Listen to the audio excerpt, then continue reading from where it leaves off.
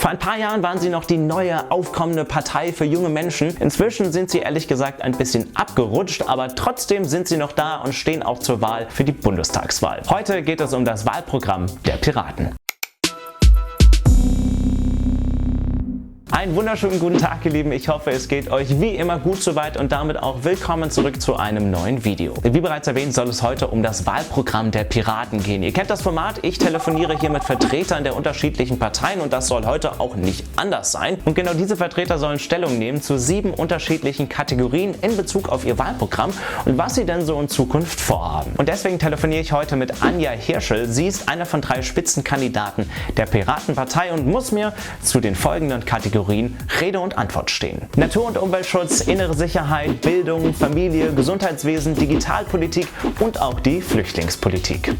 So, wie immer rufe ich jetzt an bei Frau Hirschel und ich müsste jetzt eigentlich verbunden sein. Einen wunderschönen guten Tag, Frau Hirschel, und ich würde sagen, wir starten auch direkt durch mit der ersten Kategorie und das ist die innere Sicherheit. Was haben denn da die Piraten so vor? Die Ausstattung der Polizei mit Personal ist viel wichtiger als die Ausrufung und der Einsatz von Überwachungskameras. Gerade der Einsatz in Kombination mit Gesichtserkennung lehnen wir komplett in der Breite ab. Punktuell kann man natürlich Kameras einsetzen, wenn man sagt, es gibt einfach einen Brennpunkt an einem Bahnhof, aber auch nur, sagen wir, wenn eine Person da sitzt, denen auch Hilfe schicken kann. Bedienstete, die sich im öffentlichen Raum bewegen, die müssen ganz besonders geschult werden, damit sie vor Ort auch helfen können, auch medizinisch. Die gesamte Bevölkerung muss eingebunden werden, damit sogenannte Angsträume vor Ort einfach auch erkannt werden und auch die Städte selber helfen können. Das heißt mit neuen Beleuchtungen, mehr Ordnungskräften vor Ort und so weiter und so weiter. Das hebt das Gesamtsicherheitsniveau im öffentlichen Raum viel mehr an, als es ein paar Kameras könnten. Als nächstes der Natur- und Umweltschutz, Frau Hirschel. Was sind denn da so die Vorhaben? Wir setzen uns für eine ökologisch, ökonomisch und sozial nachhaltige Entwicklung ein. Wasser möchten wir rekommunalisieren, was die Grundversorgung aller Bürgerinnen und Bürger darstellt. Die Landwirtschaft selber muss nachhaltig geplant und gefördert werden. Wir wollen Verbandsklagerecht bei Tierschutz. Wir wollen eine Verbesserung der Haltung und eine Erweiterung der Tierschutzgesetze, um Angst als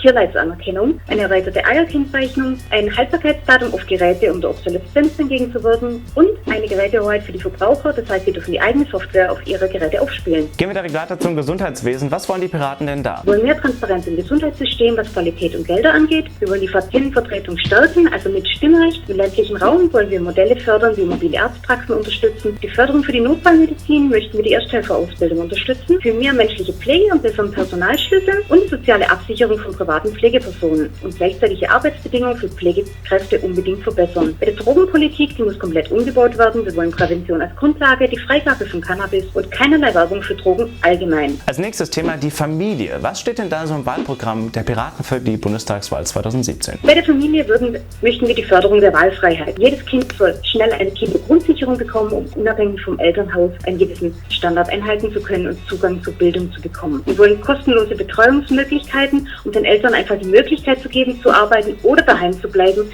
ganz wie es ihnen selber beliebt. Volles Adoptionsrecht ist uns ganz wichtig, auch für gleichgeschlechtliche Paare, denn Kinder haben das Recht auf eine Familie. Für viele meiner jungen Zuschauer ist das folgende Thema auch sehr interessant. Wie sieht es denn bei der Bildung aus? Bildung ist nicht nur Ländersache, wir sind für Aufhebung des Kooperationsverbotes. Der Bund muss also öffentliche Einrichtungen fördern können, aber bitte nicht als Exzellenzleuchttürme, sondern zur Besserstellung des gesamten Systems. Wir lehnen außerdem Bildungsgebühren komplett ab. Wir wollen gleiche Fördermöglichkeiten öffentlicher und freier Träger für Kitas, Kinderkrippen und so weiter. Wir wollen zurück zu G9 und wir wollen staatlich finanzierte Bildungsmaterial unbedingt als gemeinfrei stellen. Und Berufsschule als duales System ist der Garant für unsere Fachkräfte und weltweit vorbildlich. Das muss beibehalten und unterstützt werden. Erwachsenenbildung ist weiterhin wichtig und förderungsmäßig. Und die Änderung des Wissenschaftszeitgesetzes streben wir an, zusammen mit Open Education Resources. Das heißt, Lehrmaterialien nach UNESCO-Richtlinien auf einer offenen digitalen Plattform bereitstellen. Als nächstes die Digitalpolitik. Viele Parteien entdecken das Thema ja momentan so ein bisschen für sich. Wie stehen denn da die Piraten zu? Die Piraten setzen uns für eine gesetzliche Festschreibung der neutralen Charakter der Datendurchleitung ein, die sogenannte Netzneutralität und die Informationspresse, um Meinungsfreiheit zu sichern. Flächendeckend wollen wir ein besseres Netz und keine Datenvolumensbegrenzung bei mobilen Verträgen. Wir wollen die Abschaffung des Hackerparagraphen, § 202c Strafgesetzbuch und den Schutz der Freiheit und Privatsphäre, also keine Staatstrojaner. Wir wollen die freie Software fördern. Das Fernmeldegeheimnis muss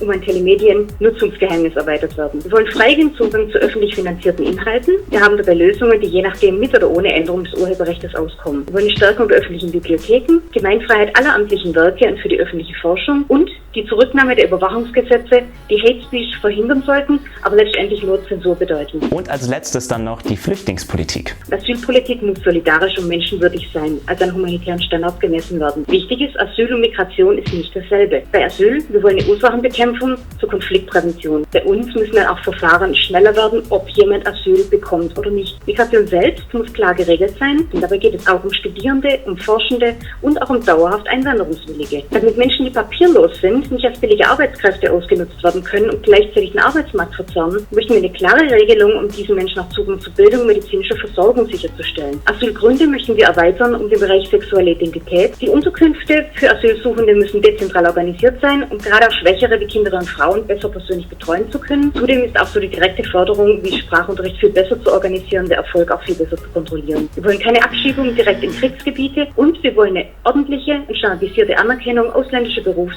und Schulabschlüsse erreichen. Das waren also die Standpunkte der Piratenpartei, und da ihr euch gewünscht habt, dass ich das jetzt noch mal am Ende so ein bisschen zusammenfasse, was sie überhaupt wollen, kommt jetzt hier mal eine kurze Zusammenfassung. Die Piraten lehnen also die totale Überwachung beispielsweise mit Kameras ab und sind unter anderem auch für nachhaltige Landwirtschaft. Außerdem wollen sie Patienten mehr Mitspracherecht geben und wollen auch kostenlose Betreuungsmöglichkeiten für Kinder geben, damit die Eltern auch ein bisschen mehr Freiheit haben in Bezug auf Arbeit und sonstige Sachen. Zudem soll Bildung nicht nur Ländersache sein und die Asylpolitik muss klar und deutlich geregelt sein. Lasst mich mal wissen in den Kommentaren, wie die euch so gefallen haben, oder ob ihr sagt, nö, die waren von vorgestern, die wollen wir irgendwie nicht mehr sehen, die sind irgendwie nicht mehr so wirklich das, was wir wollen. Lasst mich das mal am besten in den Kommentaren wissen, das würde mich extrem interessieren. Außerdem will ich euch auch nochmal ein fettes Dankeschön sagen, wie unglaublich gut diese Wahlprogrammvideos ankommen. Ich weiß, es gibt auch ein paar, und das kann ich auch verstehen, es gibt auch ein paar, für die ist das ein bisschen hyper, zu viel Textbausteine, zu viel Bilder und alles too much. Aber das ist auch so ein bisschen mein Ansatz. Ich will fix innerhalb von 5 Minuten ganz viele Infos raushauen, ganz viele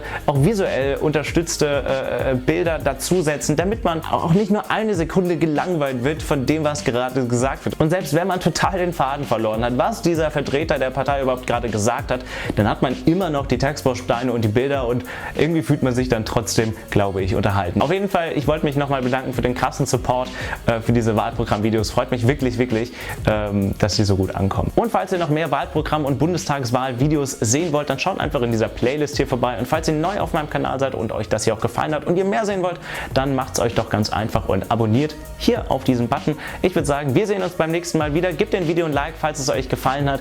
Wir sehen uns und bis dann, euer Marvin, und bis zum nächsten Video. Ciao!